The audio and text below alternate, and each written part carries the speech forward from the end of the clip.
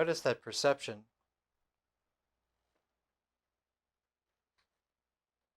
is instantaneous, but that we do not, in our attention, record normally that fast.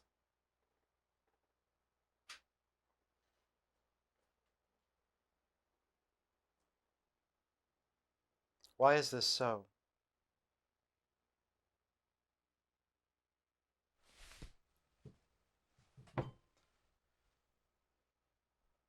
It only takes a second or a fraction of a second for perception to identify.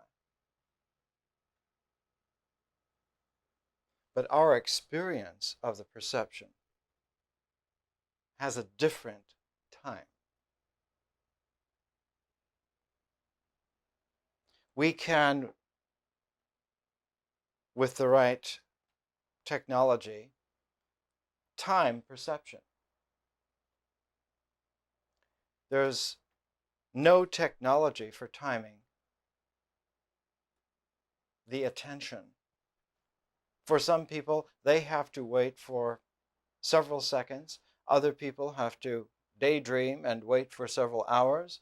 And there are some people who don't get around to it for years.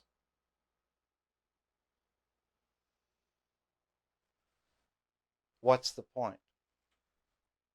Clock time is different from psychological time. It's a central issue in Virginia Woolf's To the Lighthouse.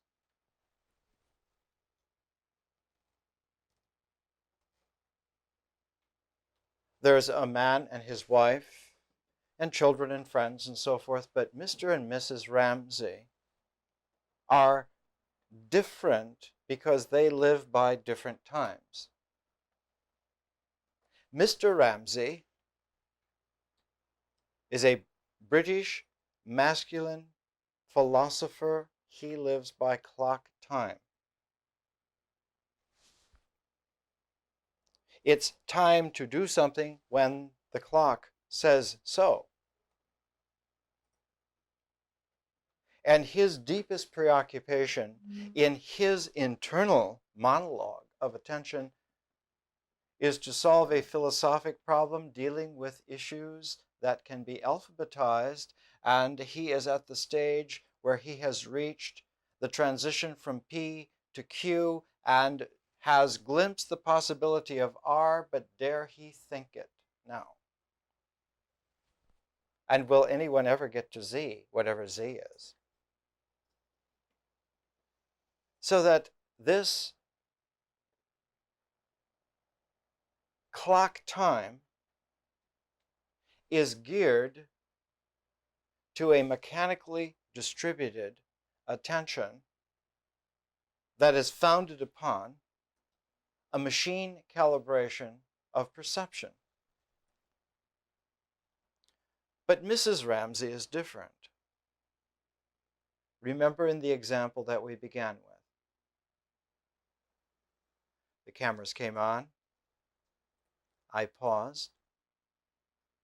I reached into a bowl and flashed Granny Smith apple. And then began talking about the two kinds of time. One, a perception is instant.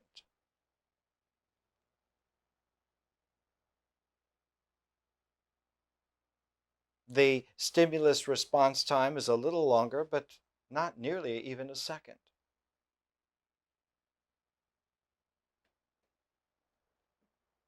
But what the object is that was seen in perception takes a referent. It takes an experiential referent. If you've never seen a Granny Smith apple before, you might not immediately recognize it as such. If you've never seen an apple before, it would begin to elude you as to what this was.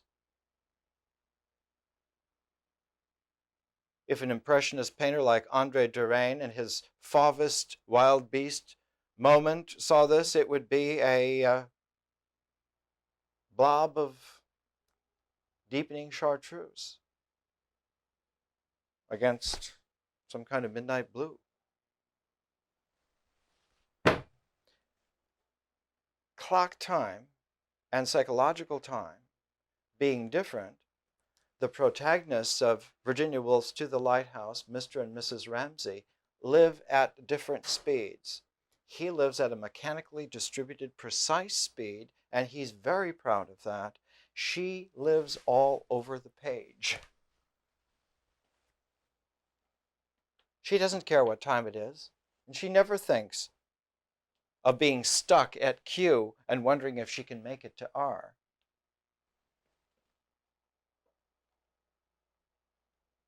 And so the novel To the Lighthouse is written from the standpoint of Mrs. Ramsay. If it were written from the standpoint of Mr. Ramsay, you would have something like Wittgenstein's Tractatus Logico Philosophicus. That every paragraph is numbered 1.1, 1.2. Ludwig begins 1.1, the world is everything that is the case. But it's not written from clock time. It's written from a psychological time, and in order to give a name to this kind of time, Virginia Woolf's generation used a term from the French, from Henri Bergson, from his idea about time being psychologically a duration, a creative duration that has an energy, an élan. It has an energy of life, an élan vital. A vital energy permeates psychological time. And so the phrase that was used in the literary genre of the 1920s, from Bergson's slightly earlier work on creative evolution, the term was the stream of consciousness. And that the stream of consciousness is not a tidy little concrete culvert like you would have in Los Angeles. It's a stream that meanders and has its flow, has its rocks, has its rapids. And so To the Lighthouse is written from the standpoint of a woman's stream of consciousness. And in that stream of consciousness, there's only one issue. Can the children go to the lighthouse today? Mr. Ramsay says, no, it's going to rain, and they cannot go.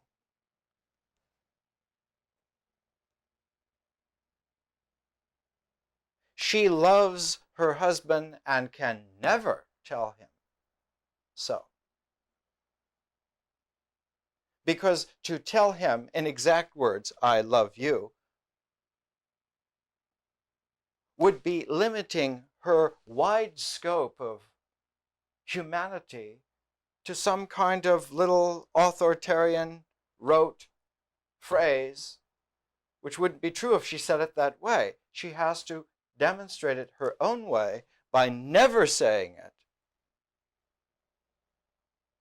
and inviting him to come out of his mechanically distributed life, to see her, and the only way he knows that she loves him is by his putting together the gestalts that, yes, she's still smiling at me. Oh, yes, she's still taking care of our kids. And yes, she's still making a wonderful supper table with candles and everything. Isn't it wonderful to be able to live now? If I could only get to R. What could R be? And Virginia Woolf, in her compassion, writes it this way. Let's take a look for a second.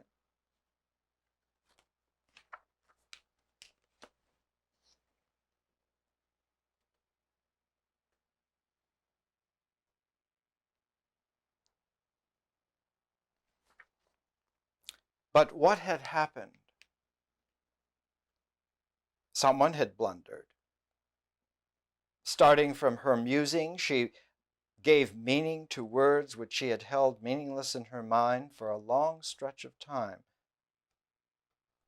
Someone had blundered. Fixing her short-sighted eyes upon her husband, who was now bearing down upon her, she gazed steadily until his closeness revealed to her the jingle mated itself in her head. Someone had blundered. That something had happened, someone had blundered, but she could not for the life of her think what. He shivered, he quivered, all his vanity, all his satisfaction in his own splendor. Riding fell as a thunderbolt, fierce as a hawk at the head of his men through the valley of death, had been shattered, destroyed, stormed at by shot and shell. Boldly we rode and well flashed through the valley of death, volleyed and thundered straight into Lily Briscoe and William Banks. He quivered, he shivered. Stream of consciousness. She's seeing him and all these male fantasies of charge of the Light Brigade stuff, and actually he's walking, thinking about R, and he runs into two of the house guests. Not for the world would she have spoken to him, realizing from the familiar signs his eyes averted and some curious gathering together of his person, as if he wrapped himself about and needed privacy into which to regain his equilibrium, that he was outraged and anguished. She stroked James's head. She transferred to him what she felt for her husband, and as she watched him chalk yellow the white dress shirt of a gentleman in the Army and Navy Stores catalog, it's her son who's coloring, and doesn't have a coloring book, so he has a catalog, and he's coloring over the pictures that are already colored. And she's, in her stream of consciousness, seeing her husband being an oaf, as he is. Mr. Ramsay is very proper in front of his students, but at home he's clumsy. But she loves him. He hopes. Thought what a delight it would be to her should he not turn out to be a great artist, and why not? Well, he has a splendid forehead. Then, looking up as her husband passed her once more, she was relieved to find that the ruin was veiled, domesticity triumphed, custom crooned its soothing rhythm, so that when stopping deliberately as his turn came round again at the window, he bent quizzically and whimsically to tickle James's bare calf with a sprig of something. She twitted him for having dispatched that poor young man, Charles Tansley, who had to go in and write his dissertation, he said. James will have to write his dissertation one of these days, he added ironically, flicking his sprig. Hating his father, James brushed away the tickling spray with which, in a manner peculiar to him, compound of severity and humor, he teased his youngest son's bare leg. She was trying to get these tiresome stockings finished to send to Sorley's little boy tomorrow, said Mrs. Ramsay. There wasn't the slightest possible chance that they could go to the Lighthouse tomorrow, Mr. Ramsay snapped out irascibly. How did he know? She asked. The wind often changed. The extraordinary irrationality of her remark, the folly of women's minds, enraged him. He had ridden through the valley of death, been shattered and shivered, and now she flew in the face of facts, made his children hope what was utterly out of the question. In fact, told lies. He stamped his foot on the stone step. Damn you, he said. But what had she said? Simply that it might be fine tomorrow. So it might. Not with the barometer falling and the wind due west. Wow, to pursue truth with such astonishing lack of consideration for other people's feelings, to rend the thin veils of civilization so wantonly, so brutally, was to her so horrible an outrage of human decency that, without replying, dazed and blinded. She bent her head as if to let the pelt of jagged hail, the drench of dirty water, bespatter her unrebuked. There was nothing to be said. He stood by her in silence. Very humbly, at length, he said that he would step over and ask the Coast Guards if she liked. There was nobody whom she reverenced more than him. And so this kind of equality. It seems initially somewhat reductive to say men are mechanical, women are organic, but be a little gracious, give in to it. But be a little more profound, because we're talking about symbols now and not just experience. We're talking about the way experience, when it settles in, when experience settles into a human being, when it interiorizes, it deepens. And in its deepening, it begins to have structure, begins to have layers, begins to have comparative angles. It begins to have parallels and polarities. And as experience deepens and gains structure, perception, which was the basis of experience, tends to bend and curve and take squiggly shapes. So that as experience deepens, the simplicity of perception, the direct one-on-one correspondences, become stretched, and all kinds of shapes are made, and the relationalities and correspondences are not so simple. And so something magical begins to happen in human beings. We begin to think. You can live an entire life without thinking. Many people do, successfully, because feeling is very intelligent. You can go a long way with feeling. Contrary to some writers like Cervantes, dogs never think. They do a great deal of feeling, and some dogs are very intelligent in feeling. They know when it's time to play. They know when it's time to go out, even before you have reached for your galoshes. But they do not think. They never wonder about R, much less Z, and they never even think of A. They don't think. But we do, and thought is born out of the structural complexity of experience when it interiorizes.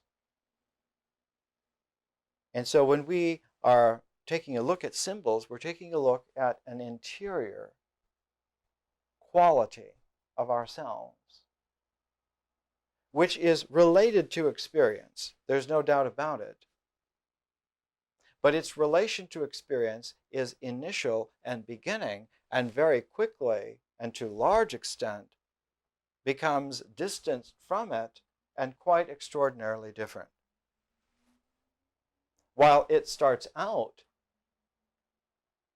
with a little creature and its egg, the creature grows up to be a huge ostrich and doesn't even look like it could fit in an egg.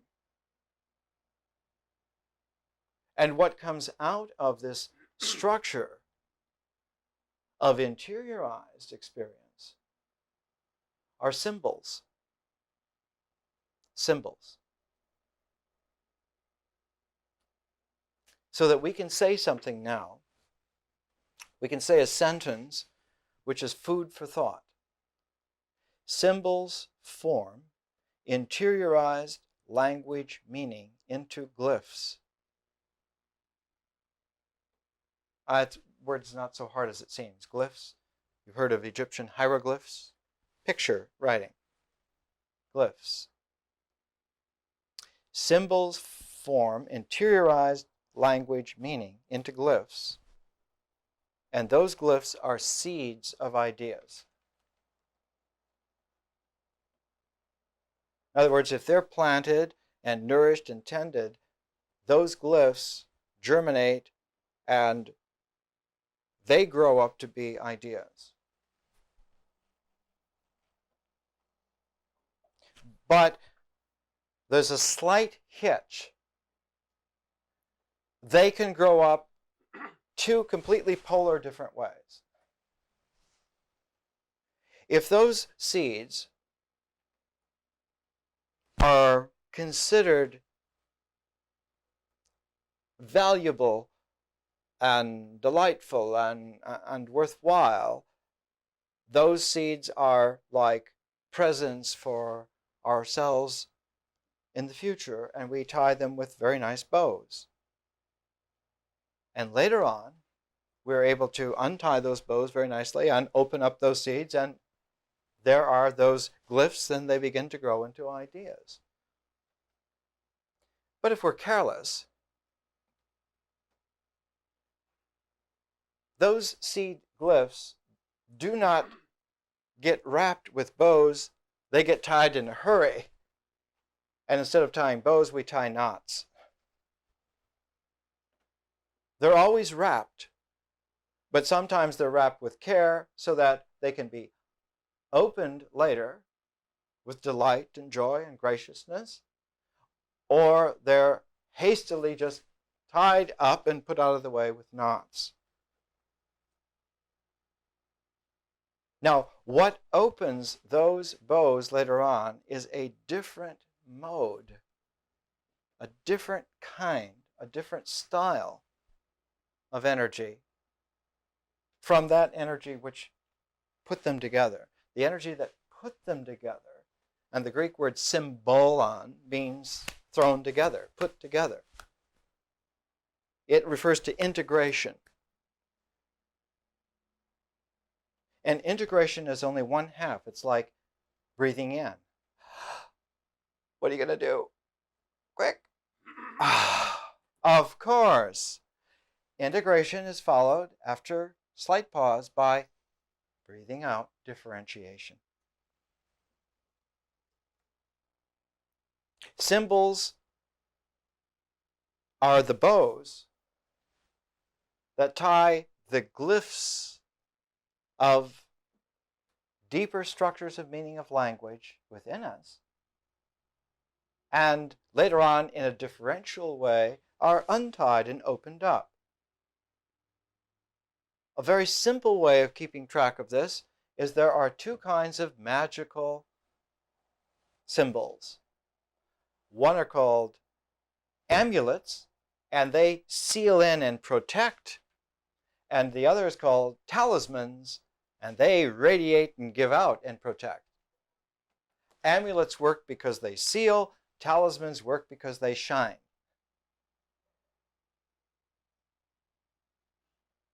And symbols, in their large parentheses, take in both kinds.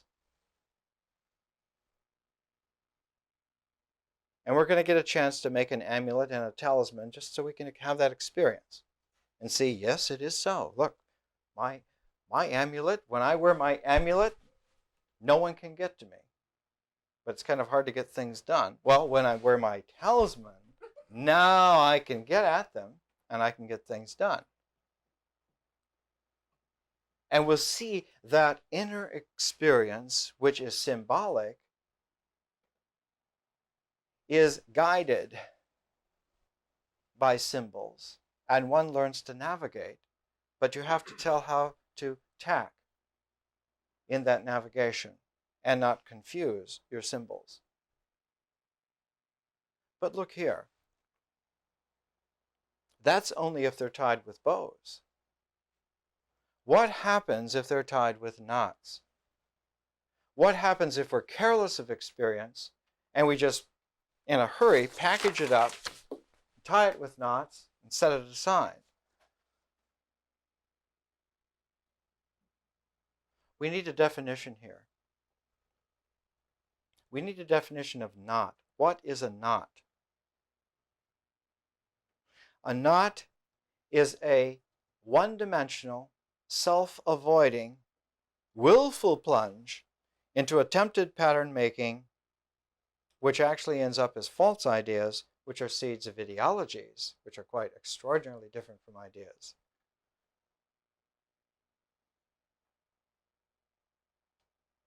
An ideology requires us to follow the directions of the party,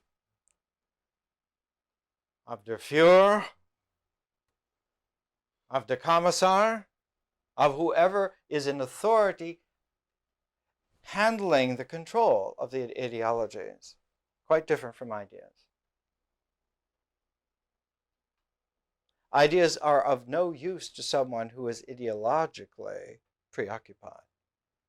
They want to know what to do, not what to think. And they're not interested in what you think about things. They're only interested, did you do what you were supposed to? And if not, it then is very convenient to find out what punishment you are due. Oh, you lose both hands. How unfortunate for you. Notice here that symbols are a watershed between the development of thought and the proliferation of tyranny. Symbols occupy a fulcrum that's extremely important in this world. And though I'm being cute about it this morning, it's a rather perilous and vicious little problem that's been with human beings long, long time. How long? About 30,000 years. Because before 30,000 years ago, human beings did not symbolize. We had lots of experience. There was great feeling intelligence. But about 30,000 years ago, Paleolithic caves began to show symbolic figures, not just images of animals, but those images were symbols.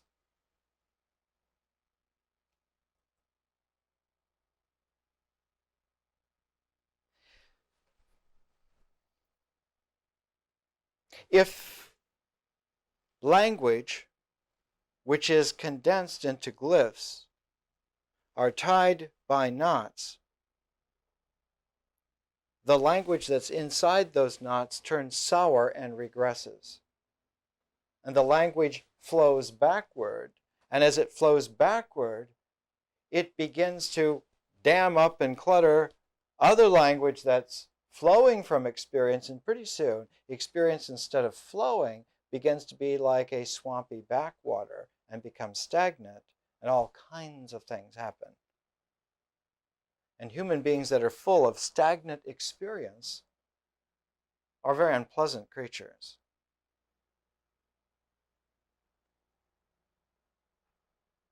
They lose track of looking ahead to find out what am I doing to back myself up. And instead, they start looking to the side to see who's doing this to me. And what's even worse, they look back to see who they can blame. Because regressive meaning has a way of continuing to regress. Just like meaning that flows forward in a stream of consciousness tends to flow forward, regressive meaning tends to regress further back. And look what's behind experience. The whole horizon of ritual, of where things get done. That level that we learned was about existence. And so when experience, which has become stagnant by dammed up flow, starts to look at ritual, it becomes very, very critical and finicky and neurotic and nervous. Not so much about oneself, but about others. Because by this time, one is convinced someone is doing this to me. a kind of a paranoia comes into play.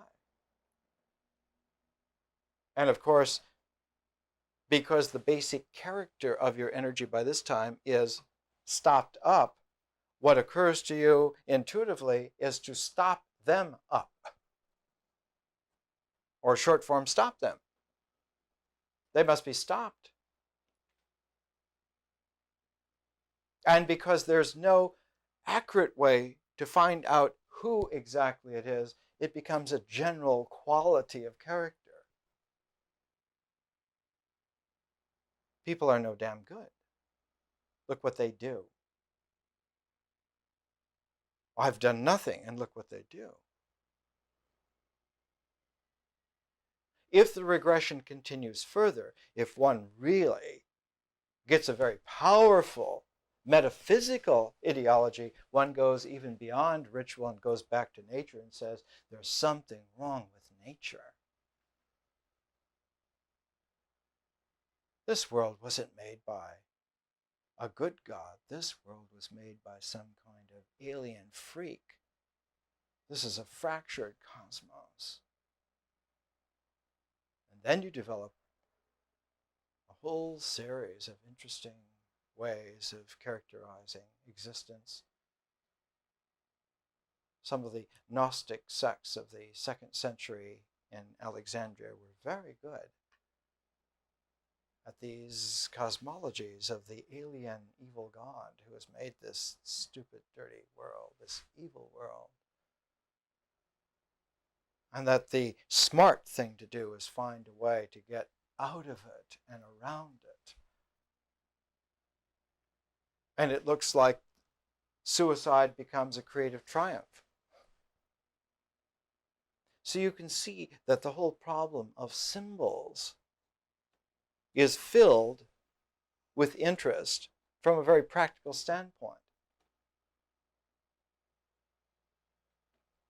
Now, the last 10 years in mathematical theory has seen, for the very first time, very serious monographs on knots. Knot theory, because of very sophisticated computer programming and mathematics, there are now 5 or 6 interesting studies of the mathematics of knots. One of the qualities that one has to look at when one talks that way, and we're not going to have to talk that way, but we're going to have to bring in a kind of an idea, a word, a glyph. The idea is recursive, coming back, not reoccurring, but recursive. That is to say, as it has its own extension, part of its extension is that it checks its meaning by a coming back, a recursive quality. And that point at which it comes back recursively joins and fortifies its going forth so that something recursively begins to build a kind of advance that is like a penetration that takes more and more and more of this coming back. And it's like trying to move forward with a sewing needle and thread, because after a while it gets very difficult in a recursive action like that to move forward, and it tends more and more to settle into a statistically distributed imaginary point. And without correction leads to a state of catatonic limbo.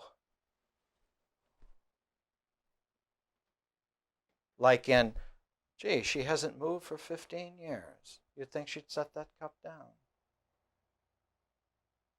There are all kinds of perils that happen, and of course, they're not usually dramatized so accurately by the body, because the body is not that stupid.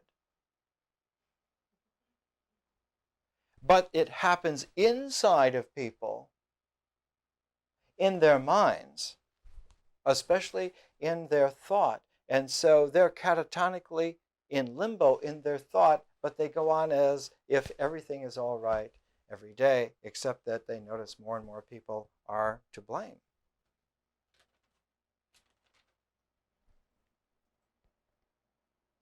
And so you get what taxi cab drivers in New York called the world. And they look at the seasons in a very peculiar way.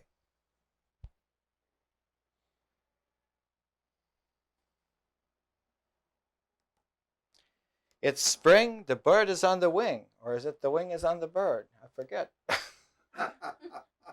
Where is it do you want to go? Well, we can't get there. That'll be at least $15, kid.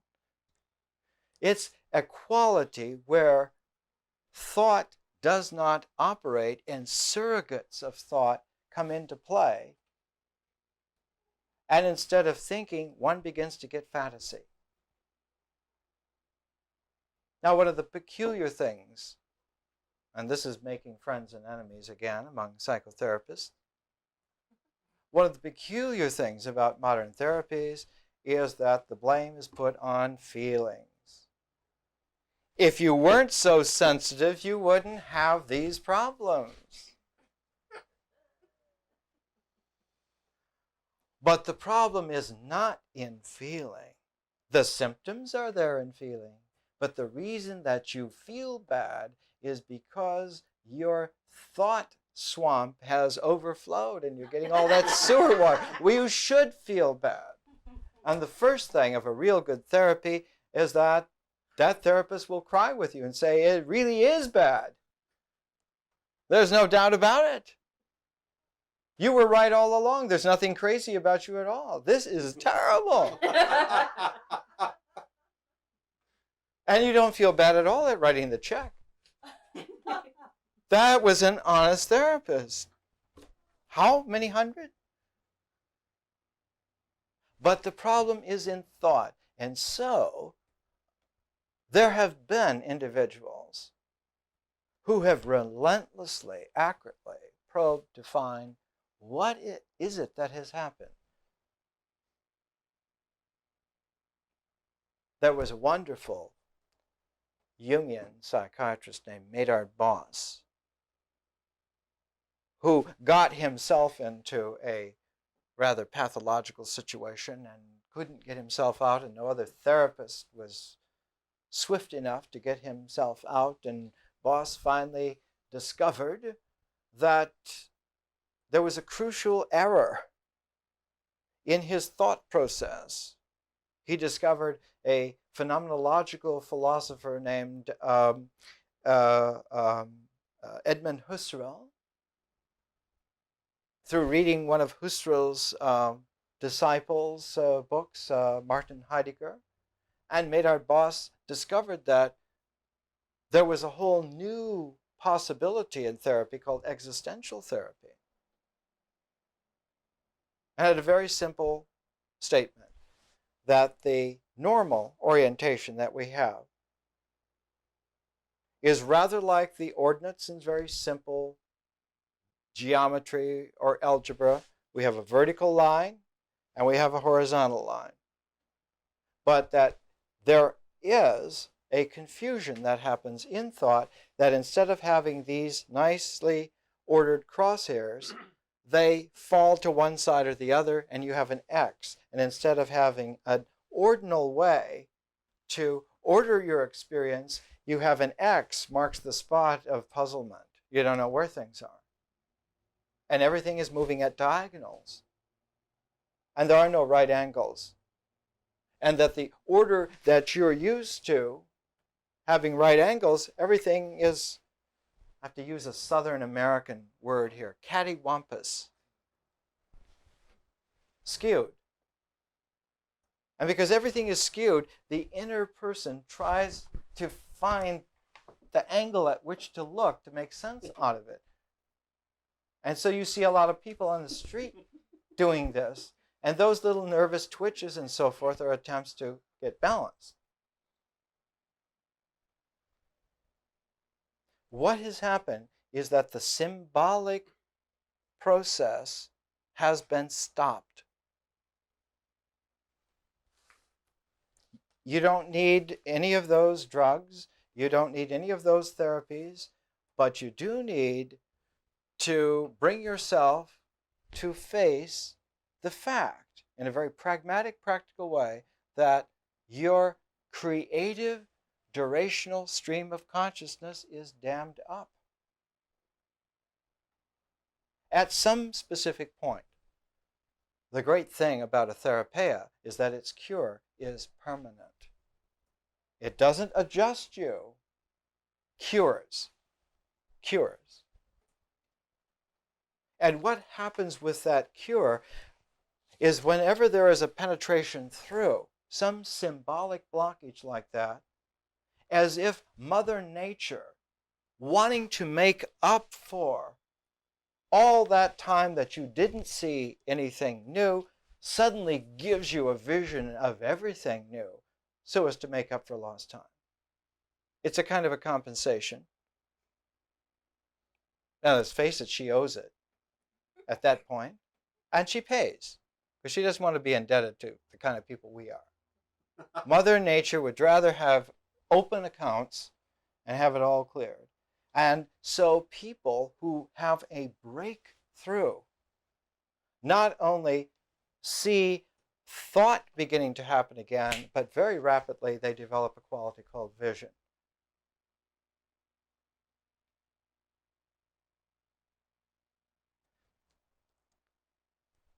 Socrates said that philosophy begins with that sense of wonder, because as soon as you have vision, the word that comes out is, oh. Or in ancient Greek, because they were a little more mature and elegant, they said something like eureka. Not meaning a vacuum cleaner, but that, oh, I found it. What have you found? I have found myself. Because as soon as that block is found and one penetrates through, the only way that block could have sustained itself is that it was feeding energy off your real self. There's no block that has enough energy by itself to stop thought. I don't care what kind of trauma you have. It doesn't have that kind of energy. And so the problem is always the gateway to the royal road to the real self. When you were healthy, you would never have found the real self. It is so massively subtle, so gorgeously elusive that you wouldn't even know it's there. But with a problem, a blockage like that, it's like having a hidden clue that if you follow that clue, it leads directly to, and that's why it's called the royal road, leads directly to who you really are. And you're going to go that way anyway, because in order to follow that clue, you would have had to have made that breakthrough. Only if you do it with a sense of psychological time being personal, you're able to be conscious while you make that sudden switch from blockage to vision, and you learn how that happens. And you can creatively then do that for yourself later. It shows you a path through a woods, not so much a woods of obfuscation, but a woods of invisibility. Because those processes, when they happen naturally, are so smooth and elegant and massive that phantom-like one doesn't even know they happen. So that in a way, the problems are, the phrase used to be in antiquity, the fortunate fall, the paradox of the fortunate fall. I mean, one of the biggest billboards in heaven is thank heaven for devils, because the devils are the ones that lead us directly in the simplest way to dealing with the problem. And the problem is not some problem which is always there, but the problem is that we were tying with knots and not bows. We were using one-dimensional, self-avoiding quality of essence rather than the multidimensional qualities of our actual self. So that the problem is always one of a reduction that happens because of thought. It's true that there are problems of people not having an enriched enough experience. But those problems never dam one up into that regression. It's that you come through and you're a very simple person. But someone who comes through in a breakthrough way with a vision must face the fact then that they're going to have, they need to have, they do have then, an extraordinarily enriched differential.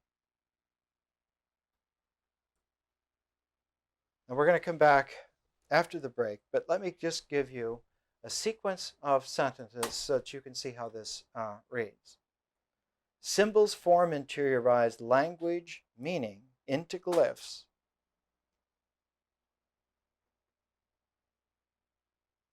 If there is a regression, the regression leads back, and instead of ideas coming out, one gets ideologies, and the form that shapes ideologies is called the ego.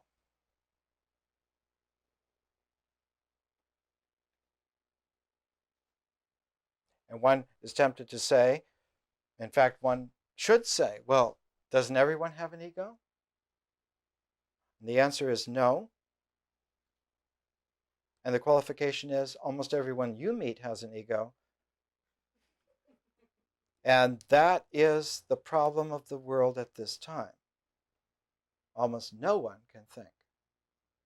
Or as Bertrand Russell wrote once, men fear thought like the plague, because thought is free, and men are afraid of where thought will go if they're not controlling it. Let's stop there.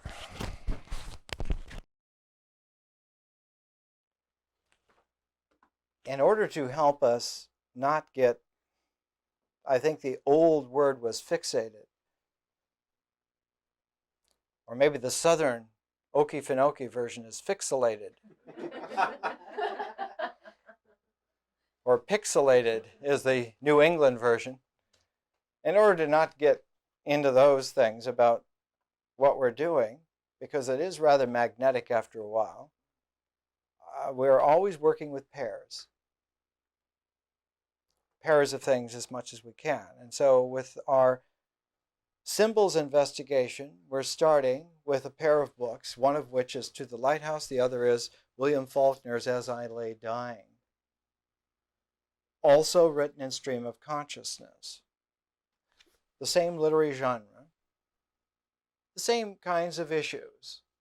That clock time is not the indexing of calibrated value here, but that psychological time in its flow, in its meandering, in its rather symbolic quality. And so when Faulkner begins As I Lay Dying, he begins with a symbol that we ended with just before the break, the symbol of the crosshairs. Only the crosshairs here are paths worn in a field, and at the center of the field is an old blockhouse, an old log cabin that's been abandoned. And there are two individuals, two brothers, who are walking, and they belong to a very peculiar family on poor white trash.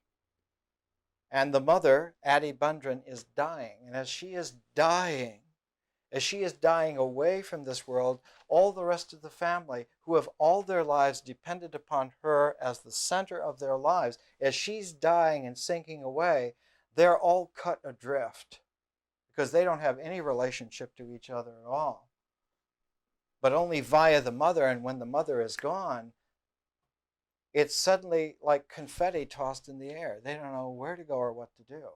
And this novel is about that kind of disintegration and how they all fall exactly where they were left by the death of the mother.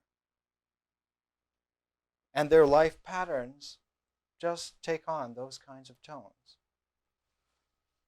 Here's how it begins. And it begins not by a narrator, but by one of the characters just seeing this in his perception. So the two brothers that are seen by a third brother, one that goes crazy. His name is Darrow. And he doesn't have any staying power in the world whatsoever, except his mother's love. And when she goes, that's it. He has no way to be contacted. And so we start, As I Lay Dying, in Darrell's mind as he sees his two brothers. Because he's one of the brothers, but he objectifies himself. His inner self just sees himself as someone else. Jewel and I come up from the field, following the path in single file. Although I am 15 feet ahead of him, anyone watching us from the cotton house can see Jewel's frayed and broken straw hat, a full head above my own. The path runs straight on as a plumb line, worn smooth by feet, baked brick hard by July. Between the green rows of laid-by cotton to the cotton house in the center of the field, where it turns and circles the cotton house at 4 soft right angles and goes on across the field again, worn so by feet in fading precision. The cotton house is of rough logs, from between which the chinking has long fallen, square, with a broken roof set at a single pitch.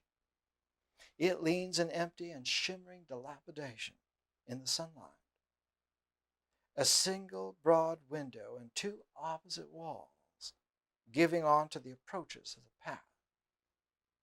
When we reach it, I turn and follow the path which circles the house. Jewel 15 feet behind me, looking straight ahead, steps in a single stride through the window. Still staring straight ahead, his pale eyes like wood set into his wooden face. He crosses the floor in 4 strides, with the gravity rigid of a cigar store Indian, dressed in patched overalls and endued with life from the hips down, and steps in a single stride through the opposite window and onto the path again, just as I come round the corner. In single file and 5 feet apart now, and Jewel now in front, we go on up the path toward the foot of the bluff. Tull's wagon stands beside the spring, hitched to the rail, the reins wrapped in the seat stanchion. In the wagon bed are 2 chairs. Jewel stops at the spring and takes the gourd from the willow branch and drinks. I pass him and mount the path, beginning to hear Cash's saw. When I reach the top, he has quit sawing. Standing in a litter of chips, he is fitting 2 of the boards together. Between the shadow spaces, they are yellow as gold, like soft gold, bearing on their flanks in smooth undulations the marks of the adze blade. A good carpenter, Cash is. He holds the 2 planks on the trestle, fitted along the edges in a quarter of the finished box. He kneels and squints along the angle of them. Then he lowers them and takes up the adze. A good carpenter. Addie Bundren could not want a better one, a better box to lie in. It will give her confidence and comfort. I go on to the house, followed by the chuck, chuck, chuck of the adze.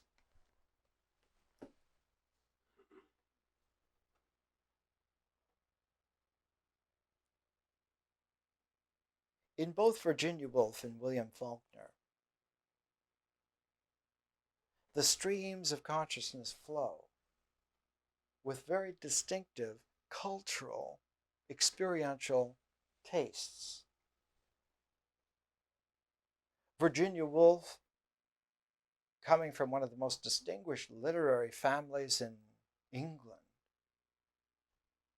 her father, Leslie Stephen, was one of the great critics of the 19th century. His shelf of books of erudite criticism are in every major library in the world. And she was raised in a family that read literature like other people read cereal boxes. And she herself was the center of the Bloomsbury group. near the old British Museum, central London. And she herself was one of the most literate individuals of the day. Faulkner came from Oxford, Mississippi, in the northern part of Mississippi, not far from Memphis, Tennessee, not far from the Mississippi River. A kind of a scraggly pine country. A place that at one time, for a very short time, had a rush of wealth for a few people,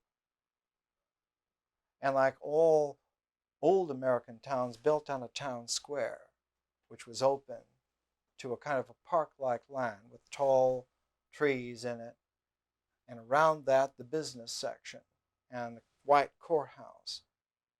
And not far down a couple of doglegs of streets was the big old house that Faulkner bought for himself with his earnings, the biggest house in Oxford, the biggest house in North Mississippi. But Faulkner didn't live, he psychologically didn't live in Oxford, Mississippi. He lived in a projected, imaginative realm, which he called Jefferson County. And Jefferson County, Mississippi, was the literary geography that he inhabited as an artist. And about 15 of his novels are set in Jefferson County. And it's from the standpoint of Jefferson County that As I Lay Dying is written not as part of the saga of the important folk of Jefferson County, but of one event in the life, the family life, of poor whites living on the very edge and on the margin of Jefferson County. The Bundrins.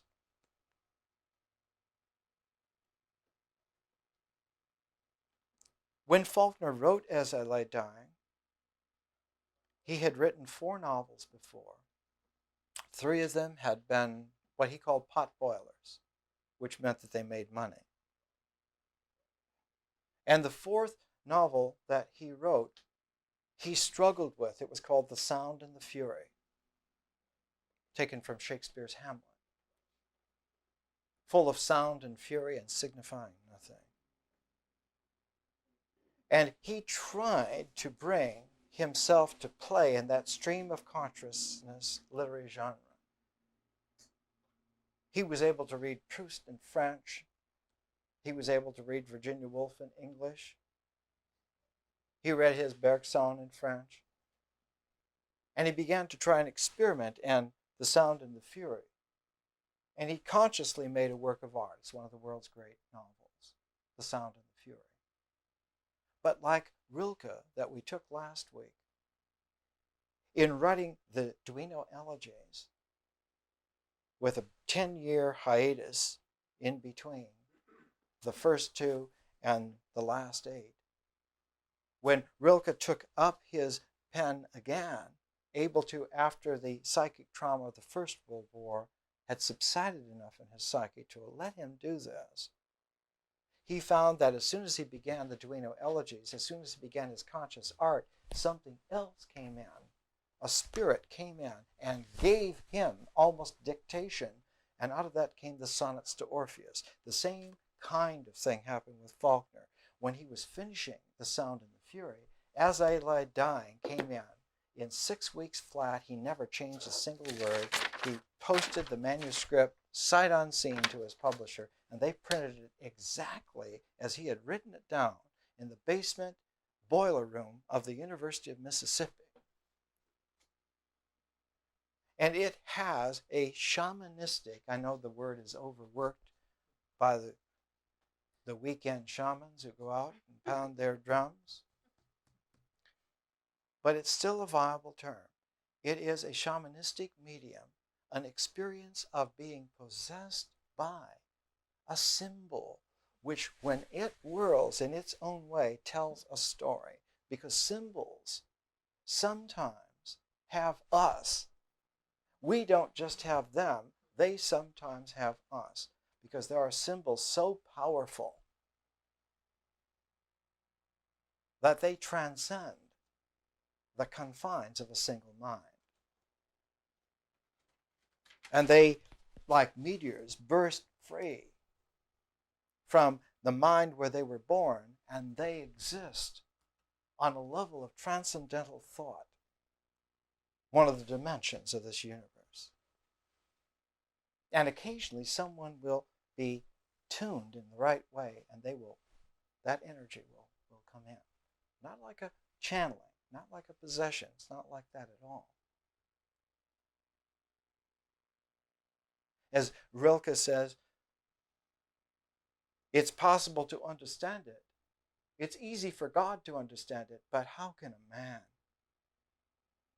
You know that is what happened, but you can't quite say exactly what it was.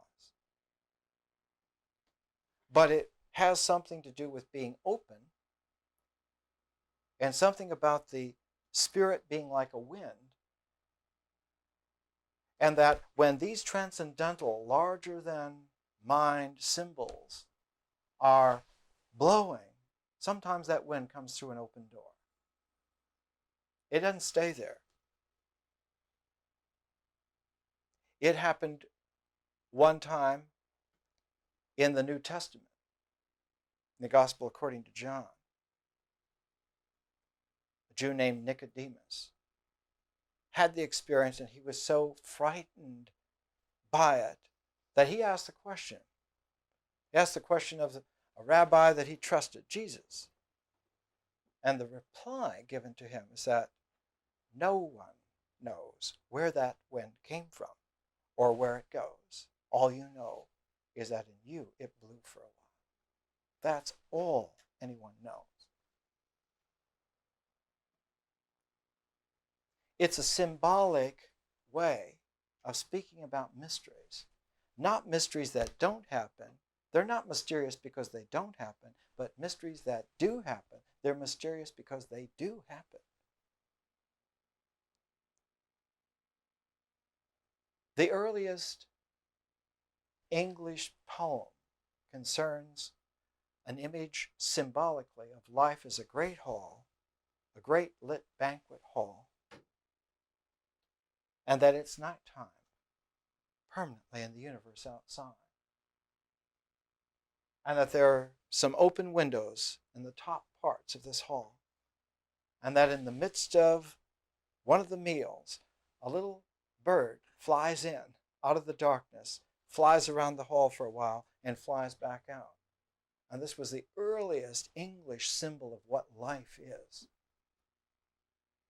Life is eating together with other people for a little while, having flown in the window, out of the night, and then after a while we fly back out of a window, back into the night. And where that is, or where that goes, no one in the hall knows. There's no way to know.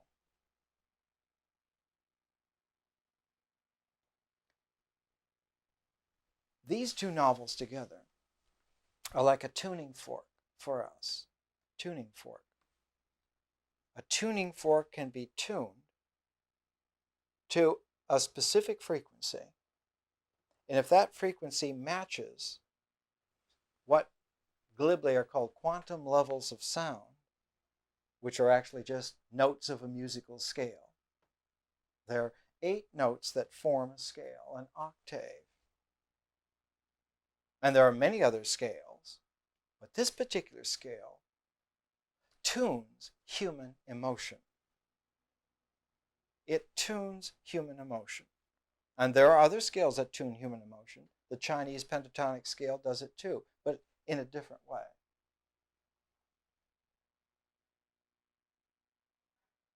And Japanese koto music that's derived from the Chinese lute is a variant, a very nice variant, and quite different. The Chinese pentatonic scale has the flavor of rice and sometimes a little bit of licorice and sometimes a little bit of vegetable.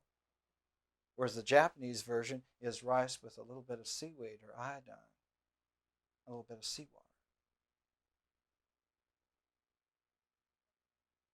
But the Western octave musical scale, those notes are tuned in such a way that we experience flowers, and kind of fresh water. Now it's interesting that the languages of the world register shapes in the brain tissue itself shapes its centers of sensitivity differently for different languages. The nexus for English is rather far up, the nexus for Japanese rather far down. Chinese a little bit over. And so centers of language recognition and feeling tone are linked together. As Melville says in Moby Dick, water and meditation are indissolubly linked forever.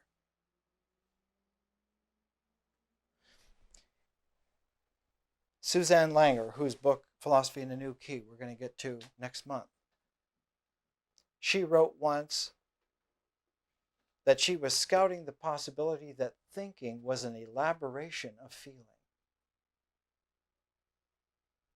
And until a human being learns to feel intelligently, you're never really sure about what you're thinking about. It's called getting things straight. It's called alignment. Getting real. And feeling has that experiential quality, but thinking has an essential quality. And that essence is always arrived at by a process that is remarkably like distillation. Distillation. It's an alchemical process. If you take the petals of flowers and distill them, you can come out with the oil of that flower. You can take a cedar tree and you can come out with the distilled essence of it as cedar oil. In the same way, symbols are distilled essences of experience. And so however that experience is, that essence that's going to be distilled out is going to be like that.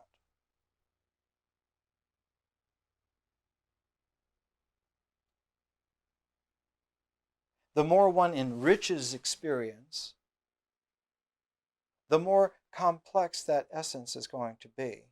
Interesting. Not complex is a problem, but complex is interesting. In experience, what seems to be really important is seriality. That's why myth is an archetype for experience. Mythos, a story, a plot line. It has a beginning, it has a middle, it has an end. It moves along a line. Experience prefers to have things sequentially. That's why it's so easy for us to have clock time. Because clock time is an evenly calibrated sequentiality. From 4 o'clock to 5 o'clock on March 5th is the same duration as 4 o'clock to 5 o'clock on September 9th. Experience likes linearity. It likes the story to begin someplace. It likes it to develop in such and such a way and lead to here.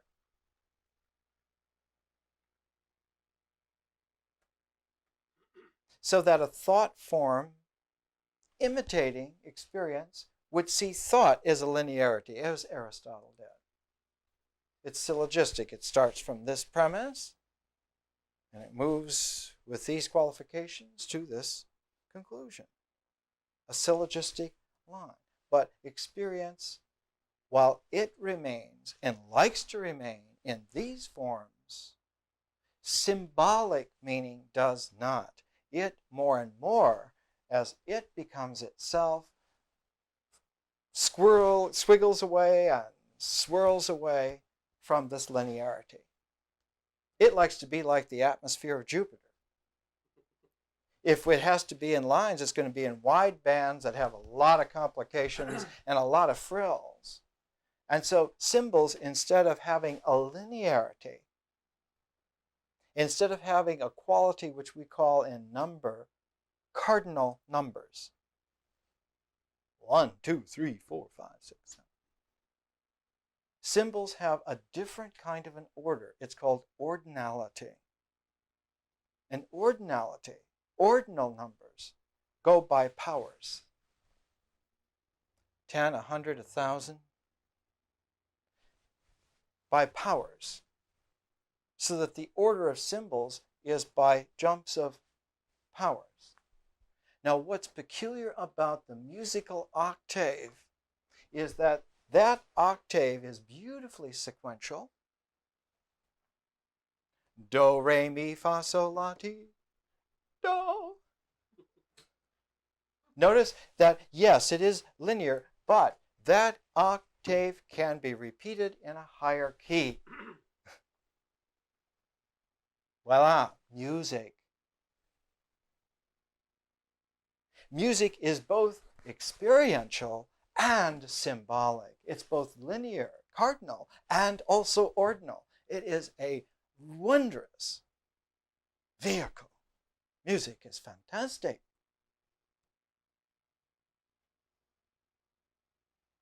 Not the kind of regurgitation of second-rate rap music.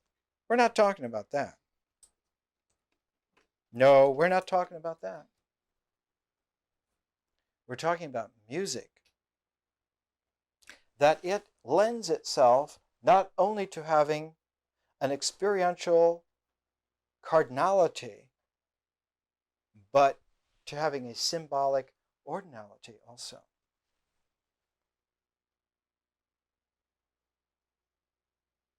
If someone who does not have the appreciative, symbolic mind to hear a piece of music, a composition, to hear a composition which is developed, let's say one of the sonatas by Mozart. If you play a sonata by Mozart, any one of them, on any instrument, in any key, for someone who doesn't know how to hear Mozart, they will daydream. They will fantasize and they will hear some kind of, if they hear anything at all, they will hear a storyline of images. Especially if you play for them not something Baroque like Mozart sonata, but if you play something like from Richard Strauss, or better yet, Wagner.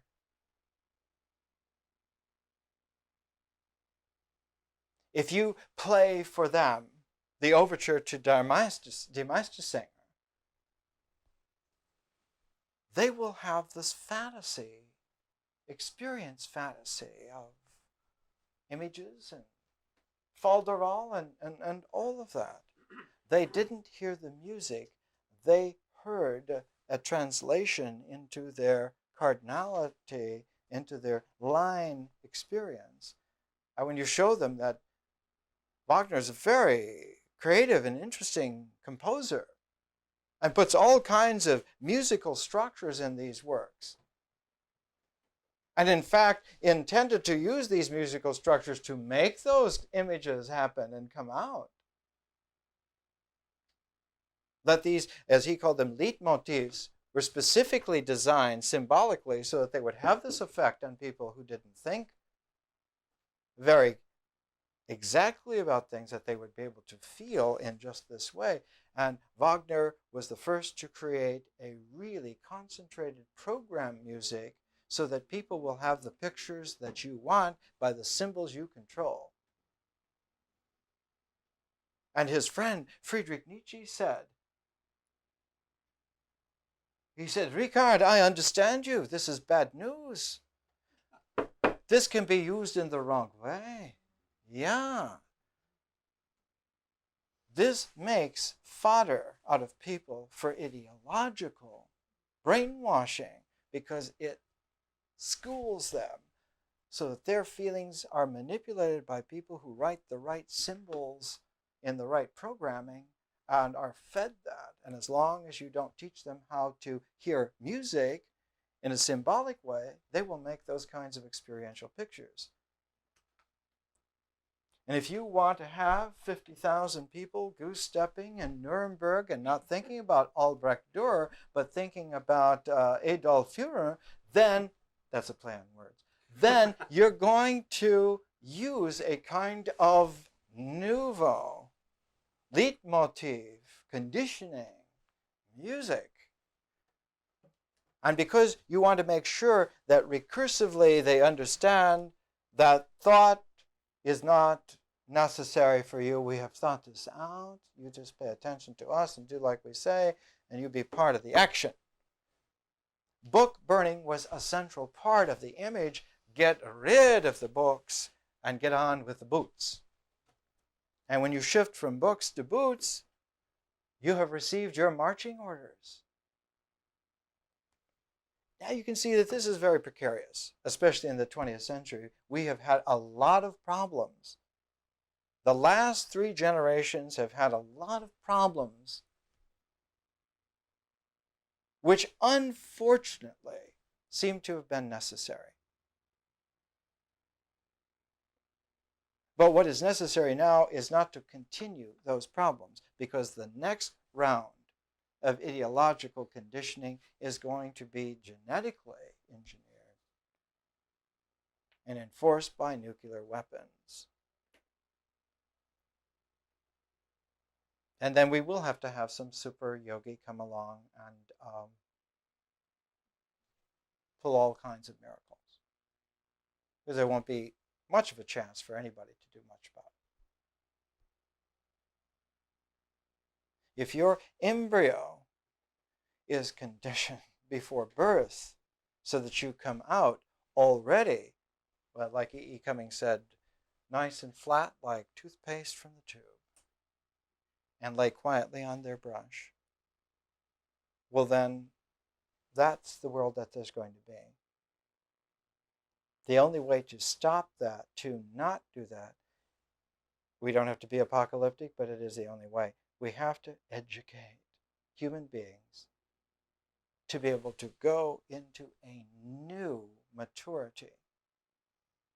And that new maturity needs to follow the old maturity, the old way that people used to mature. Because you can't have anything new until you build upon something that already has established itself. Evolution is very specific. You cannot go the next step until this previous step is completely filled. You can't go to another order until the previous order is filled.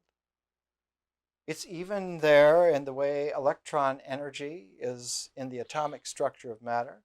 If you want to get an electron to a higher energy orbit, you have to fill the energy of each orbit completely. And if you do, all by itself, it will jump to the next highest level. You cannot imagine what the next level is, but you go to the next level like that instantaneously when the previous level is fulfilled. So someone who is telling you what the next levels are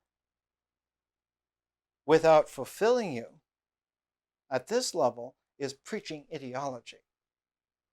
It's a real simple test of propaganda.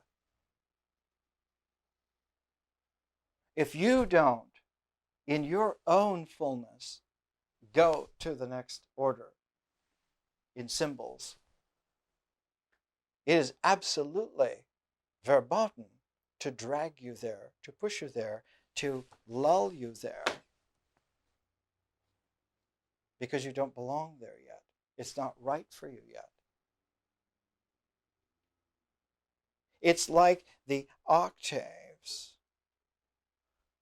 This note, when full, will make a transition to the next note. And when this note is sounded on a stringed instrument, let's say like a violin, all the other violins in the house will vibrate to that same. And if you have one master musician, an Itzhak Perlman, who makes a beautiful note, all the other violins will make that beautiful note. And if you could, by some way, have the hands of someone on that violin and they experience how that note feels when it's sounded, they could get the feeling of how to make that Do and G exactly right, with feeling. And so real education works in a completely different way from instructional fascism. Absolutely different way. We prepare ourselves to be as full as we can because the next level is going to occur out of that fullness.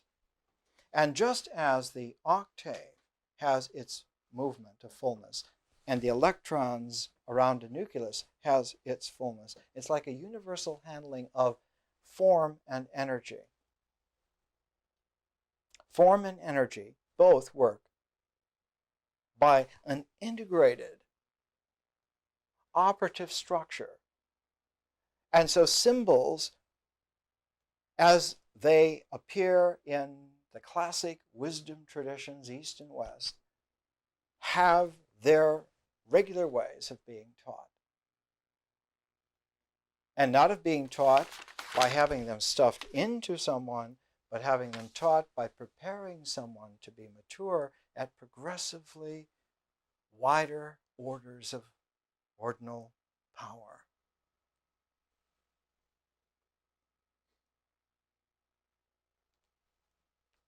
Simple way of keeping track. Symbols integrate and vision differentiates. And vision comes from an unbidden quality of openness. You can't want that vision and have it. It's like the Bhagavad Gita says, you can have the fruits of action, but you can't want them.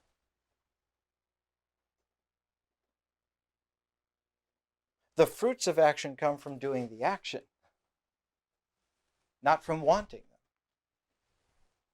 It is a fantasy to think you're going to have the fruits of action from wanting them, rather than in doing the action. If you want that drink of water, get up and go and get that drink of water. But don't sit there and be pissed off because that water's not happening, because you've spent your whole life getting this refined yogic power and you're wanting that water, but you're not getting up to get it and it's not there. This is a kind of observed example of what we do all the time. And that object that is most slandered in this way is the soul, the deep self. People want their soul, but they don't do the work that's needed to make it be there. And a spiritual education is essential. Not high scholarly learning of footnotes, but the kind of spiritual education that when experience begins to interiorize, you want to be able to tie with bows those language, words, those glyphs of meaning, so that they can be opened later on without yanking at knots. One thing that makes a knot is the more you yank at it, the tighter it gets. And the regression becomes more and more. Why is there this difference? Why do we have to tie them in bows in the first place and then later on open them? Why is it that we can't just do it all at once? Because in between, there's something called transformation. That symbols, the symbol process, in itself, of its own nature, meaning structure of its own nature, changes form. Why? Because it has a specific RNA model for its DNA change. What is the RNA change? The RNA change is from a linear to an ordinal, from a cardinal to an ordinal way of understanding meaning. Instead of stories being a line, stories then are a pattern. If you look at some of the pre-Shakespearean plays that are successful on the stage in London in the 1580s, you find lots of linear plots. And when you look at the early Shakespeare, you don't find linear plots, you find ordinal plots. This happens, then that happens, then this happens, and pretty soon they're all together. And the play's the thing. Not the pushing of a line of development, but the maturing of the play. And this is how symbols work. And this is how music works. And when you look at the quality of Elizabethan music, and you look at the kind of compositions that, say, Henry Purcell was doing, vis-a-vis the songs of Thomas Campion, Campion's songs are very delightful. But Purcell's music is radically a jump ahead symbolically. You can sing a Campion song, but Purcell's Dido and Aeneas requires a lot of staging, a lot of singers, and it leads to a deep symbolic understanding. In fact, the deepest symbolic standing before Papa Haydn came on the scene. Purcell was really somebody. We're studying symbols now, and it's the way in which ideas are made. It's the way in which ideologies are made if we're not careful. It's the way in which vision comes out. It's the way in which the soul is released and awakened. It's the way in which a whole differential mode of the universe comes into play or not. All of this needs to be tended to by someone who would teach in this way. Now, if you don't know all these things, you might be excused. But if you do know, the highest ethical standard possible is incumbent on someone who would teach in this way. So the first pair of books, To the Lighthouse and As I Lay Dying, I ask you please go and get some copies of them. You don't have to read all the way through, but read in both of them. And the best way is to read in both of them a little bit every day. Even a page out of each every day, just to get the comparative feel and finally the melded tone. Because when we come to the next pair are widely divergent, and their tuning fork is not at all apparent right away. Because the next pair will be the book of Job as illustrated by William Blake. Not the book of Job just by itself, but the book of Job in the 22 major arcana illustrations of William Blake. Not in a tarot deck, friends, but this is the major arcana of the human soul. Huh? You don't try to read a complex spiritual being by a deck of cards, even a tarot cards. Don't put me on. You read a complex spiritual being by their soul, not by a deck of cards. Oh, I know how to read tarot cards. My spirit mother showed me. I can send you out shivering with expectation or fear. But that's nothing at all. That's an entertainment, as Graham Greene would say. What's important is not for me or anyone else to read your soul, but for you to have the freedom, the right, the privilege to read your own soul. whenever you need to check on yourself and find out whether you're living the kind of life that's real for you. That's what this education is all about. So we're taking as the next pair the greatest American philosopher, a woman, Suzanne Langer. Her book is called Philosophy in a New Key. It's a philosophic octave that is well known in history. It's the wisdom octave. It's the Hermetic octave. Anyone with 12,000 years experience knows there it is. It's recognizable any time. But her presentation of it is in a new key, never sounded before. If one was really apocalyptic about it, you could say that the key was founded on Gabriel's high C. Gabriel, who at Judgment Day plays the last note, her key is the octave based on Gabriel's high C. Why? Why?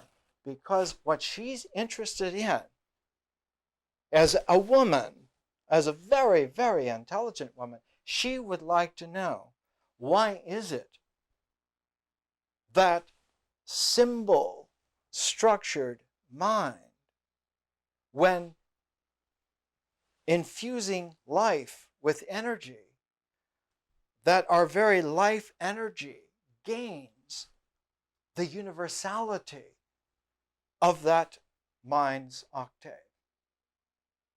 Just as one is filled with Wagner's music and one feels Wagnerian, when you're filled with the highest octave of your own order, you feel it. Your life has that thrilling vibrancy of the fullest that you can be at the highest octave. That's worth much more than weekend shaman trips. Much, much, much more. How much more? Much more. But the price of admission is for you to do it. Notice, there's no way that you can imagine and get it done. There's no way you can hope and get it done. There's no way someone else can do it and get it done. That's a scam. That's Hollywood Boulevard scam number 63. Somebody who knows how to tell you how to do it. How do you do it? Well, you give me your money. That's how you do it. When y'all are poor, you'll be as open as can possibly be, and I'll pray for you.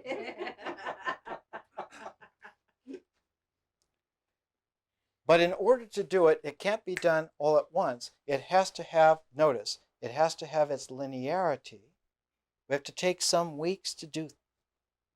And when we take the weeks to do, as we take those weeks to do, a kind of music will happen where that octave that we're acquainting ourselves with by just the dedication of doing, that linearity will all by itself, because that's what it does, interiorize and symbolically will transform into a kind of an ordinality where suddenly the pattern comes out.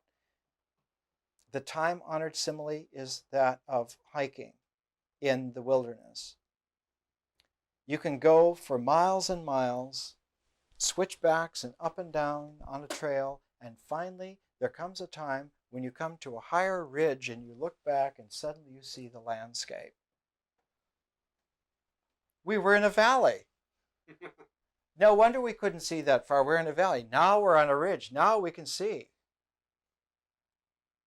And usually what happens is that when you get to that first ridge, because it's the first ridge, and you look back at the valley, you say, well, it wasn't that bad.